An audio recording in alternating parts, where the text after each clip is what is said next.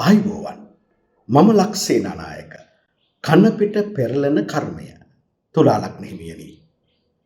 ඔබ මේ ජීවිතයට ඒ තුලා ලග්න හිමියෙක්ම ලෙස ඉපදුනේ.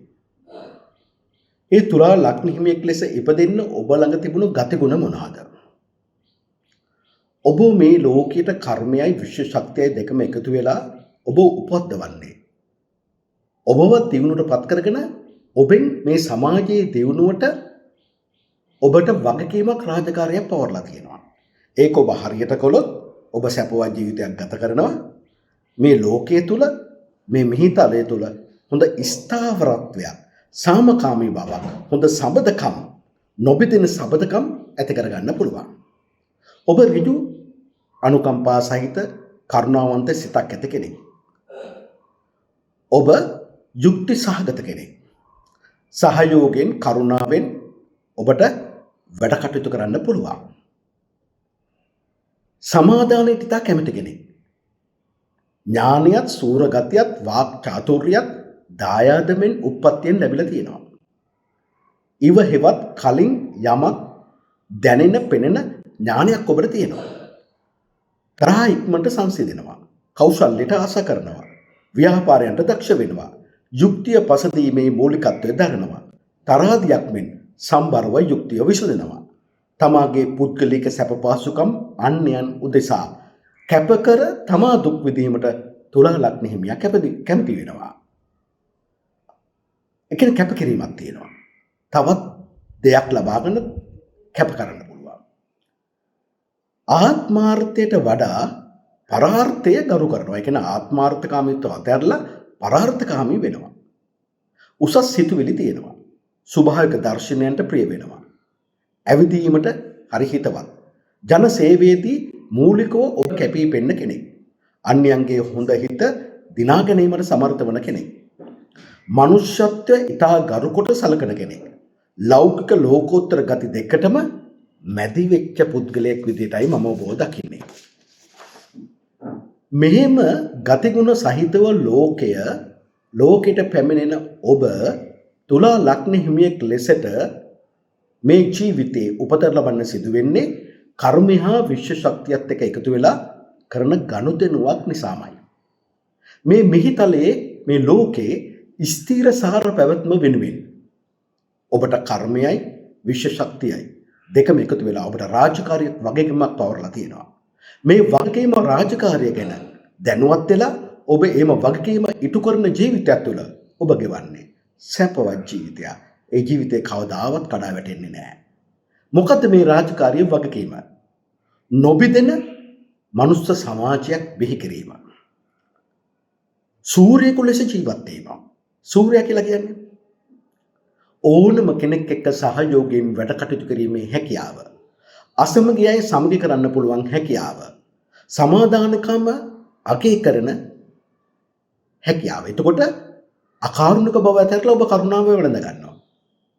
තරහ නැති කරලා මෛත්‍රිය අල්ල ගන්නවා. නරක අතහැරලා හොඳ කෙනෙක් බවට පත් වෙනවා.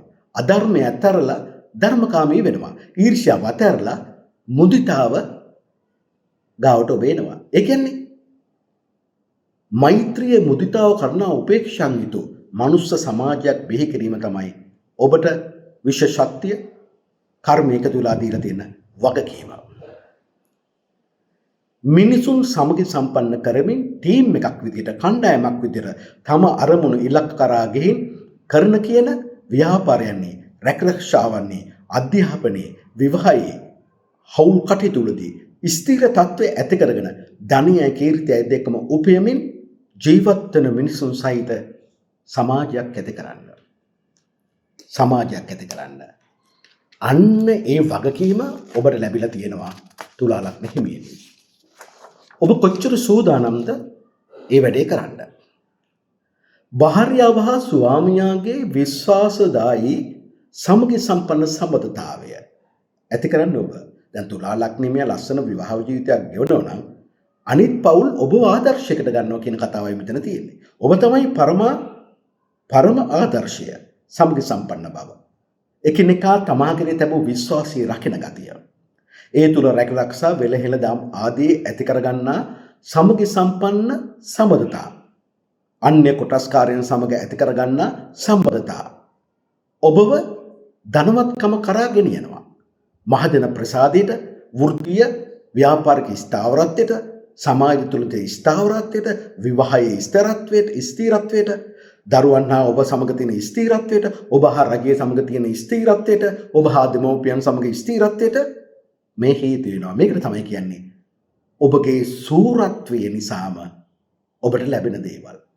ඔබට රැක ගන්න ඕන දේවල්.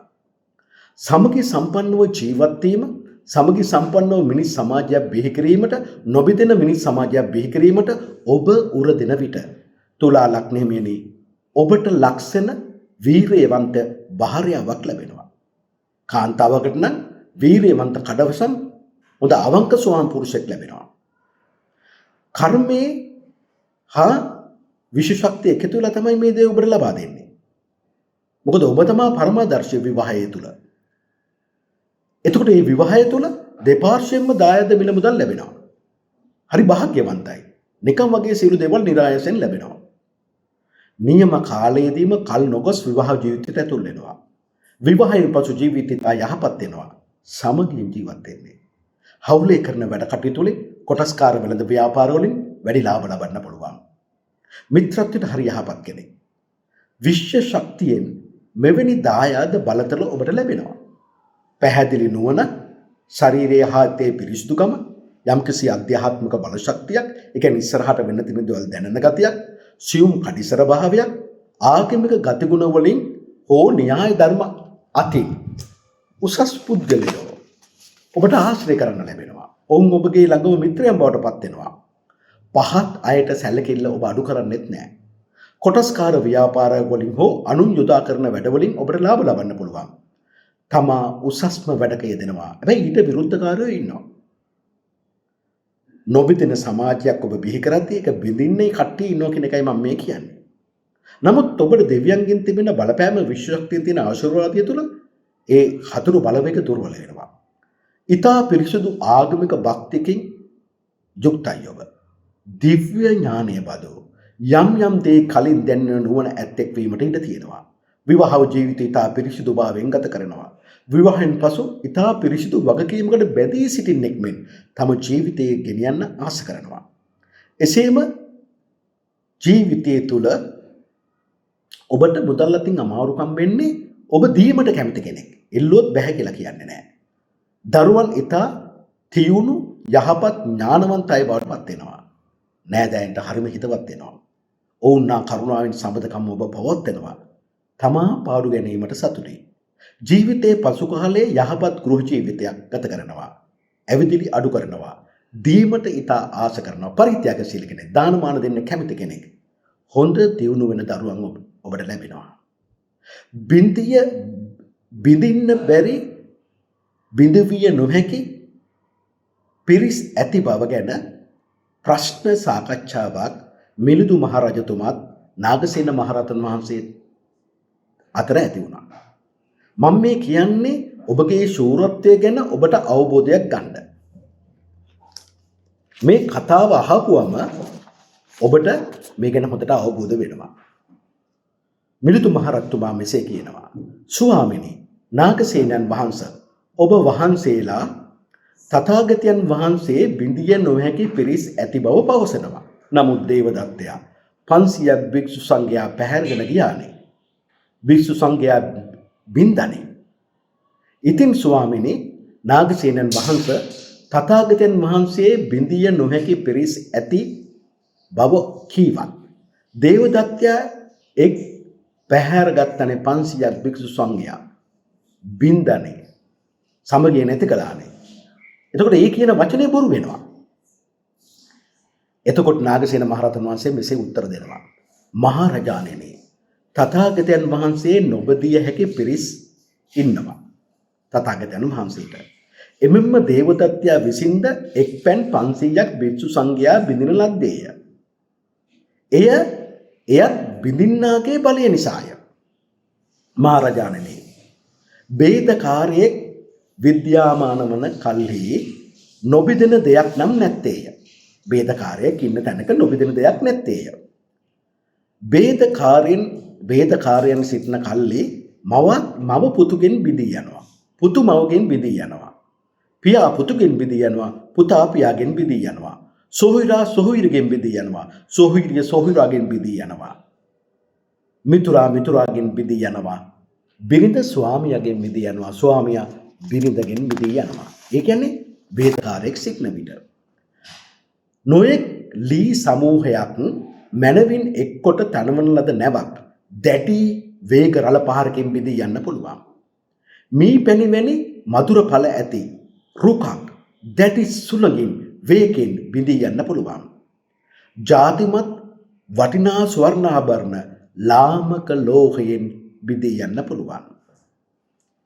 මහරජාණෙනි තථාගතයන් වහන්සේ බිදී කිය පිරිස් ඇති මහරජාණෙනි තථාගතයන් වහන්සේ බිදී කිය පිරිස් ඇති යමක් තියෙනවා නම් ඒ නුවණැත්තන්ගේ අදහසක් නෙමෙයි. ඒ කියන්නේ තථාගත බුදුරජාණන් වහන්සේට බිදී කිය පිරිස් ඇති කියලා කවුරු හරි හිතනවා නම් ඒ නුවණැත්තන්ගේ අදහසක් නෙමෙයි. බුදු මුතුන්ගේ ස්වභාවයක් නොවේ. පඬිතයන්ගේ කැමැත්තක් නොවේ. යම් කරුණකින් තථාගතයන් වහන්සේට නොබදී හැකි පිරිස් ඇතිසේකැයි කියනු ලබත් නම් එහිලා කරුණක් ඇත්තේය.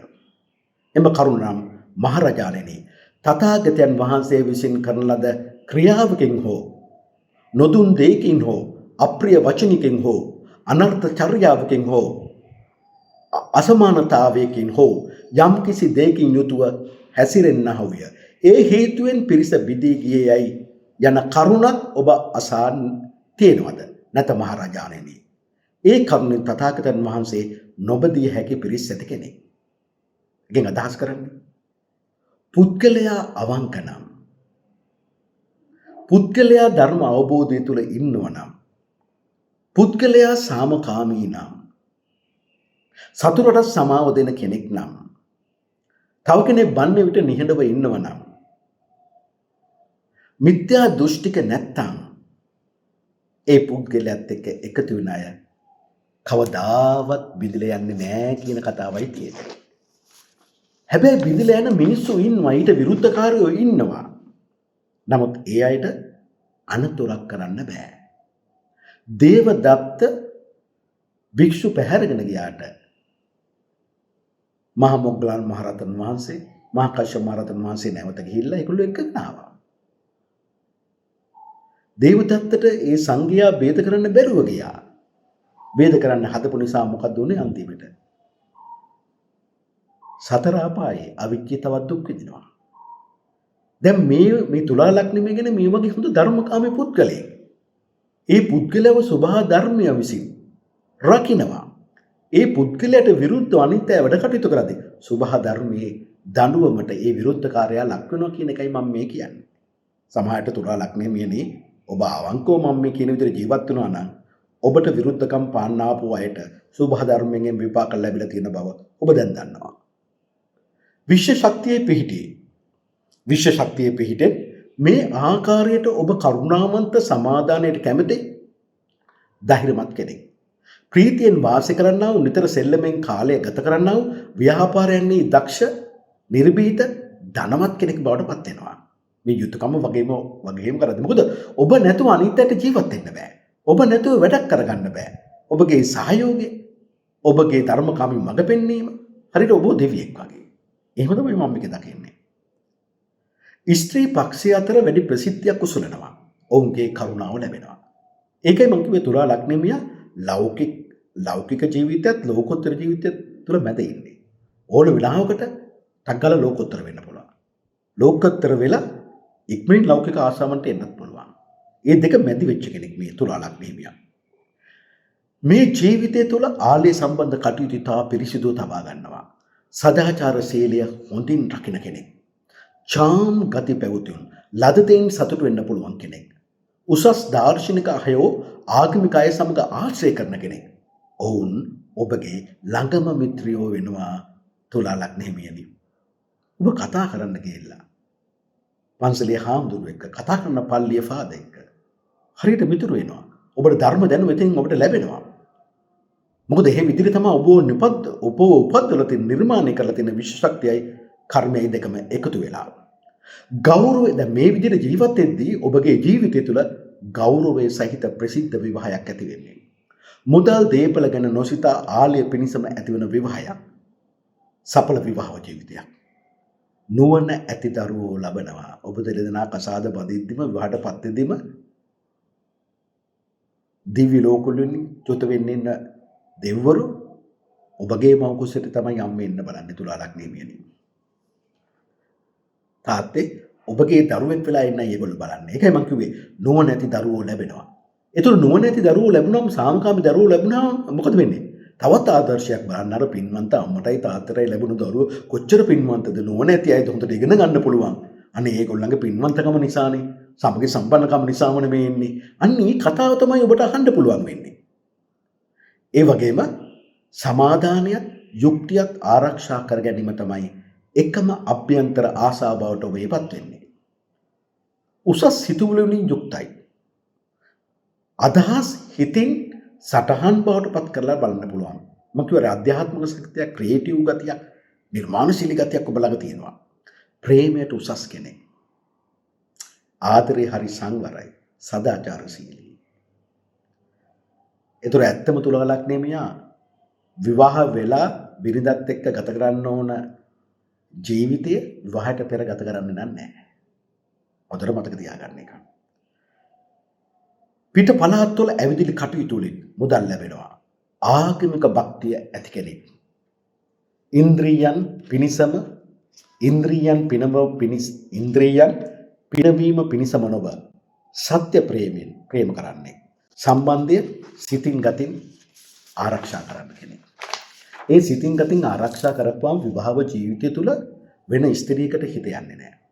ඔබ දන්නවද වෙස්සන්තර ජාතකයේදී අපේ බෝසතාණන් වහන්සේගේ අන්තිම ජීවිතයේ සම්මා සම්බුදු වෙන්න පෙර ඒ ජීවිතයේදී වංකකරීට සක්දෙවිදුත් වෙනවනේ. සක්දෙවිදුගෙන් වර 8ක් එල්ලුවනේ අපේ බෝසතාණන් වහන්සේ. එක වරයක් තමයි මම මගේ බිරිඳ හැර අන් ස්ත්‍රීන්ට රුචි නොවේවා. හේතුව ඒ අන්තපුරයක් තිබ්බා. ඒ අන්තපුරයේ ස්ත්‍රී හිතක් හිටියලු කෝටි 2ක්. හිතා ගන්නකො කෝටි 2ක්. ස්ත්‍රීන් විතරක් අන්තපුරයේ විසෝවරු. එතකොට බය වුණා. මොකද වැරදි කාමසුන් වැල්කමේ සිල්පදේ කැඩේ කියලා. මගේ හිත යයි කියලා. දැන් ඒ වගේ තමයි සිතින් ගතින් ආදරය කරන කෙනෙක්. වෙන කාන්තාවක් හම්බුණා සිතින් ගතින් බිරිඳත් එක්ක ඉන්නේ. තම ස්වාම පුරුෂයත් එක්ක ඉන්නේ. හිත යන්නේ නැහැ. සැබෑ වගකීම දරන තුලා ලග්න හිමියා තුල. ඒකනේ යාට හැමදේම ලැබෙන්නේ. කොහෙ ගියත් එයා අතරමං වෙන්නේ නැහැ. කැලෑවක අතරමං වුණොත් දෙවි කෙනෙක් හරි ඇවිල්ලා මිනිස්සෙක් විදියට මාර්ගය පෙන්නනවා යාට එතෙන් ගොඩ වෙන්න. මම මේ යුතුයකම වගකීම හරියට කරන කෙනා. එයා කවදාවත් තනි වෙන කෙනෙක් නෙමෙයි. ඔබ කර්මයේ විසින් දී ඇති වගකීම රාජකාරිය පැහැර හරින විට විවාහය සුද්ධ ලෙස පවත්න්නේ නැහැ. හවුල් ව්‍යාපාරවලදී හවුල්කරුවන් රවට්ටනවා. නිතරම කලකෝලහර කරනවා. කේලම් කියලා අනුන්ගේ සමගිය කඩවනවා.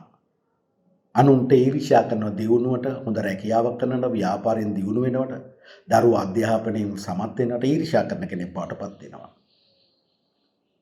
ඒතර සමාජයේ ભેද බින්න කරන දෙයක් ඔබ කරනවා කියලා හිතන්නකෝ. එතකොට කර්මයයි විශ්ව ශක්තියයි දෙකම එකතු වෙලා ඔබ පෙර ආත්ම කරපු පාප අකුසල් මෙලොවට ගෙනල්ලා ඔබට විපාක දෙන හැටි මම මේ කියන්නේ. මුදල් අතින් අමාරුවේ වැටෙනවා. මෙහිකරුවන් මෙහිකාරියන් පහත් උදවිය ඔබගේ වස්තුව ඉල්ලගෙන, ඒ කියන්නේ බඩු බහන්න ඉල්ලගෙන දෙන්නේ නැහැ. නැත්තම් හොරකම් කරනවා. ප්‍රේම සම්බන්ධතා නිසා කරදරයටපත් වෙනවා. පිරිමියෙක් නම් කාන්තාවක් නිසා අස්ථාන චෝදන ලැබෙනවා, නීතිමය ගැටලු වලට පව අවු වෙනවා. හිරේ වුණත් යන්න පුළුවන්. ස්ත්‍රියක් නම් ස්වාම පුරුෂයෙක් නිසා, ස්ත්‍රියක් නම් පිරිමියෙක් නිසා ඒ දේ වෙන්න පුළුවන්. ඒ කියන්නේ ආදික තුල වැරද්දට අහු වෙනවා කියන එකයි මම මේ කියන්නේ. ප්‍රේම සම්බන්ධතා නිසා කරදර ඇති වෙනවා. රහස් ප්‍රේම සම්බන්ධතා වලට හිත යනවා. ඊර්ෂ්‍යාකාරයෙක් වෙනවා. මොකද ඊර්ෂ්‍යාකාරයට දියුණුව ලබන්න බෑ කියලා බුදුරජාණන් වහන්සේ වදාළනේ. කෙනෙක් තව කෙනෙකුගේ දියුණුවට ඊර්ෂ්‍යා කරන්නේ. ඊර්ෂ්‍යාකාරයා කැත වෙලාවල ඉපදෙන්නේ. කෙනෙක් කැත වෙලා ඉපදෙන්න මූලික හේතුව තමයි ඊර්ෂ්‍යාකාරකම. මානෙ නිසා පීඩාවටපත් වෙනවා. පිස්සු වට්ටනවා. හෘදාබාධ ඇති කරනවා. ඔබගේ විවාහයට ලේහුරු නෑයෝ සේවකයෝ විරුද්ධ වෙනවා. දරුවන්ගේ අකාල මරණ ඇති වෙනවා. දරුවන් නිතර ලෙඩ කරනවා. බිරිඳ හෝ ස්වාමියා අකාලේ මේ යන්න පුළුවන්. එන තම ඔබ දාලා යන්න පුළුවන්. විවාහය තුල කිසිම ප්‍රීතියක් සැපයක් නැහැ. ඒ කියන්නේ ඔබ කාන්තාවන්ට පිරිමියා කාන්තාවන්ටත් කාන්තාව පිරිමියටත් බොහොම ආකර්ශනීයයි. කියන්නේ කාන්තාවට රෙස්පෙක්ට් පෙන්නනවා නිකන් මේ සරපරුසයි. හැබැයි විවාහ වෙනවා. විවාහ වුණාට පස්සේ තේරෙන්නේ මේ විවාහය හරි නෑ. එක්ක බිරිඳ ලෙඩ වෙනවා. එහෙම නැත්නම් ස්වාම පුරුෂයා ලෙඩ වෙනවා. එහෙම නැත්නම් බිරිඳ කූට ලෙස තමව යටපත් කර ගන්නවා. ගහලා කරලා බැනලා කරලා ඒ වගේ ස්වාම පුරුෂයා කාන්තාවට. එතකොට ඒ තුල විවාහය තුල කිසිම ප්‍රීතියක් සැපයක් නැහැ. හැබැයි ඔබ මේ දුක කාටවත් කියන්න යන්නෙත් නැහැ. හැබැයි ඒ තුල ඔබගේ ස්නායු දුර්වලතාවයක් ඇති වෙනවා. ඒ පපුව පෙනහැල්ල ආශ්‍රිතව. එහෙම නැත්නම් ධනිස් ආශ්‍රිතව. එතකොට බයිපාස් එකක්, හෘදාබාධයක්, ධනිස් ආශ්‍රිතව රෝග තත්ත්වයක් නැත්නම් ඇක්සිඩන්ට් එකක්, රැකියාවල දියුණුවට කරදර ඇති වෙන්න පටන් ගන්නවා. විවාහයෙන් පසු රෝගී වෙනවා. විවාහය අවුල් වෙනවා. තමාගේ පහත් ආසාවන් මුදුන් පමුණවා ගැනීම පිණිස සියලු දේ නැති කරගන්න කෙනෙක් බවට පත් වෙනවා. ඕනම නොහොබිනා කමක් කරන්න හිතෙනවා. පිරිමියෙක් නම් පහත් ස්ත්‍රීන් සමග ආශ්‍රයයක් නැති වෙනවා. ස්ත්‍රියක් නම් පහත් පිරිමින් සමග ආශ්‍රයයක් නැති වෙනවා. නම්බුව සම්පූර්ණයෙන්ම නැති කර ගන්නවා. තත බේබද්දෙක් වෙන්න පුළුවන්. මේ පහර දීලා ඔබට කර්මය පෙන්වලා දෙන්නේ අනිත් මිනිස්සුන්ට මොකද්ද? මේ විදියට ජීවත් වුණොත්, අන් අයගේ සමගිය කැඩුවොත්, වැරදි කාමසීලයේ යෙදුනොත්, අන් අයගේ ගෞරවයේ කීර්තිය ඔබ නැති කළොත්, අන් අයගේ මුදල් ඔබ සොරාගත්තොත්, මේ ලෝකයේ තියෙන සාමකාමී සමතාව බින්දොත්, අන්න වෙන දේ ඔබට බය, බීතියක් ඒ තුළ ඇති කරන්නේ. ඒ නිසා තුලා ලග්නෙමිනි ඔබගේ වගකීම රාජකාරිය මේ සමාජය තුළ, මේ මිනිස් සමාජය තුළ, මේ මීතලය තුළ නොබෙදෙන මිනිස් පවුරක් නිර්මාණය කිරීමමයි. ඒ දේ ඔබ හොඳට තේරුම් ගන්න ඕනේ. ඔබ සැමට තෙරුවන් සරණයි. දෙවි පිහිටයි.